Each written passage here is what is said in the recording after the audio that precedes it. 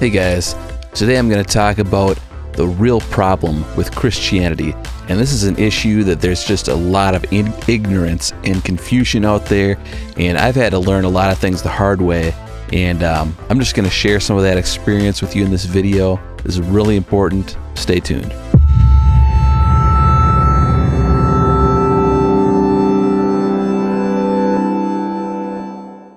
Hey guys, my name is Aaron Geezy, and welcome to the Geeztown Perspective. I'm a singer-songwriter, producer, I'm also a Christian, and this is where I share my perspective on some things. And today I'm going to talk about the real problem with Christianity. And here's what it is. The real problem with Christianity is that people don't seem to understand what Christianity actually means. What does it mean to be a Christian? Everyone seems to have a different definition. And I guess before I get too deep into this, I'm just going to give you a little bit of my background. I grew up what some people in the world would consider to be a Christian. You know, my parents had me baptized. They brought me to a Lutheran church. You know, I went to like Wednesday night youth confirmation class, you know, did all that stuff. But here's the thing, is none of that stuff really had any meaning in my life, all right? It didn't change, you know, my morals or the way that I saw the world or anything like that. It was just kind of another like activity that, you know, that I was forced to go do that I thought was just boring and didn't care about. I just didn't really have any of those real beliefs or morals or anything like that.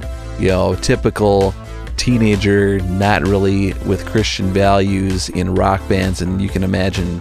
So around the time that I was 18 or so, I met some people that I really looked up to and respected, that earned my respect, that were the real deal, all right? That they read the Bible, they knew the Bible, their actions lined up with what they were talking about, okay? You know, I became a Christian from meeting these people with these high standards and that I really respected, and I just immediately thought naively that anyone else that says they're a Christian is living by this same, you know, set of standards, if you will. And that just turned out not to be true. That was, you know, a lesson that I had to learn the hard way. You know, a lot of people, you would tell me that they're Christians, and I would expect, you know, a certain set of standards and beliefs and morals and values, and they just wouldn't have any of that. And then I'd be disappointed and frustrated and mad, and yeah, because it's like, you said you were this, I thought you were this, and no, we have two different definitions. You know, people don't really understand what, you know, Christianity is, what that means. In the music industry, you know, in the rock world, you know, kind of like places where I come from, I feel like Christianity is looked down upon by a lot of people. You know, they see Christians as like these judgmental people. Everyone's got this story about, oh, that Christian, that was a jerk, that whatever, and that was judgmental, or putting me down, or telling me I was going to go to hell, or something like that. And you know what, to be perfectly honest, I think a lot of those stories are made up, and I think a lot of those people, like, they just think, you know, if I become a Christian, then I'll have to stop, you know, partying and drinking and sleeping around and doing all that stuff.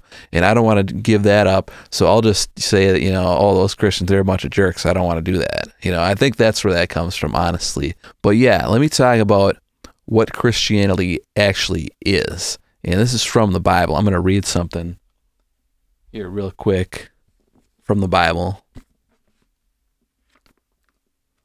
This is Hebrews chapter 11, verse 6. But without faith, it is impossible to please him. Him with a capital H, meaning God. So without faith, it is impossible to please God. For he who comes to God must believe that he is, and that he is a rewarder of those who diligently seek him. Okay. So, first off, you have to believe that God is God, okay? He's, you know, the creator of the universe. He's, you know, created us out of dust, out of nothing. You know, he said, let there be light, and boom, bang, the universe existed. You know, he knows everything. He sees everything. You know, he's God. You have to believe that God is actually God. That God is not like, you know, this little, you know, thing that you go to on Sunday, this little church thing. You know, no, he's like actually God, like, you know, that created the universe, okay? And number two, you have to believe that he is a rewarder of those who diligently seek him. meaning here's the way that I put it, is you have to believe deep down in your heart of hearts that your life is going to work out the best when you seek God.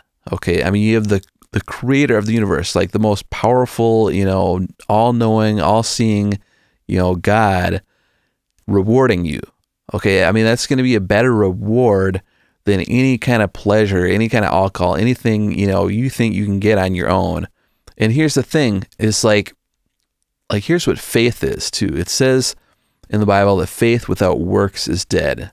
All right, faith is believing in something that you can't see, that you don't have evidence of, don't have physical evidence of. All right, fear actually has the same definition. It's just faith is positive, fear is negative. Fear, you're believing in something you don't know about, but I'm afraid that could happen, or afraid of this, or whatever. You don't see it, you don't know it, but you're afraid of it. It's negative. Faith, same thing. You believe in something you can't see, you don't have any real physical evidence of, but you believe positively about it. All right. Now, faith without works is dead. In other words, you actually have to take action based on that belief. Otherwise, you don't really believe it. All right. If you say, oh man, I'm such a great songwriter, I'm such a great singer, I'm going to do this and do that, I'm going to be huge, but you aren't actually taking action and doing anything about it, then you don't really believe it. All right. It's just a fantasy to you. It's just a wish. All right. And, in Christianity, it's the same thing. People, they go, oh yeah, I'm a Christian, but they aren't actually living like that. They aren't actually seeking God. They aren't actually, doing things that line up with that. Then they don't really believe it. It's just they, maybe they're like me, where their parents baptized them when they were little, made them go to some, class, and they just go, oh, well, I guess I'm a Christian. They don't really have any idea what that actually means. They've never actually read the Bible. It's frustrating, for someone like me that, that wants to meet and be with people with similar values, and people tell me they're a Christian, but they really aren't. And, and it's frustrating for other people too, that aren't Christians, but then these people that say they're Christians, but they aren't really living like it. And then they just go, oh yeah, those guys, they're a bunch of hypocrites. Those guys, they're a bunch of judgmental jerks or whatever. Here's the thing. A lot of people that say that they're Christians aren't really worshiping God. They're worshiping church. They're worshiping worship. All right. They see church as like this social club. And just like any other, group of people, any other club, it's like, oh, I just want to fit in. If you're doing it for God, then it doesn't matter, whether people can see it or not, or what's going on. You're doing it for the right reasons. But if you're just doing it to fit in, maybe you still do it. You just don't let anyone see you doing it. It's like a different set of standards.